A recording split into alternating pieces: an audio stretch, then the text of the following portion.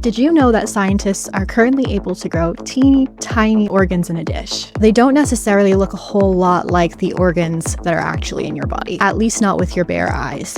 They look more like tiny little spheres or clumps of tissue, and they don't get very big. We're talking about millimeters here. But when you cut them open and look at them under a microscope, that's when the resemblance starts to come through. How long does it take to grow organoids? Well, it depends on the type, and it depends on what you're using it for. So it could be days, but it could also be weeks or months. Organoids are really useful when it comes to studying different diseases. So for example, you can grow an organoid using cells from a diseased patient, and then you can test different drugs to see which one works better on those organoids. There are lots of clinical trials ongoing, especially in the cancer arena. Depending on the protocol, you can grow a patient-derived brain cancer organoid in just 2 to 4 weeks. You'll spend an extra week doing drug testing, and then you can start with the personalized treatment plan for the patient. One thing that all of these protocols have in common is that you want the time frames that you're working with to be clinically relevant, because you don't want your patients waiting too long and potentially getting worse while you have these cells growing in the lab. Many labs will even look for new drugs using this technique. Now, researchers are also trying to figure out whether or not the organoids themselves could be used as cell therapies. So one example of this would be Crohn's disease. There was a recent paper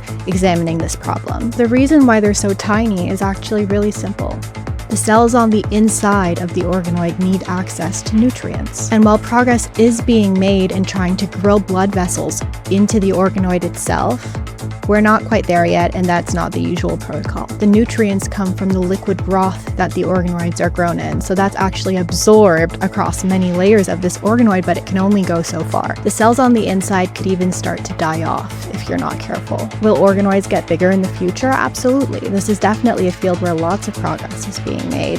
Scientists are combining different organoids together. They're growing the cells on scaffolds that resemble the original organ, but all of that is still in R&D.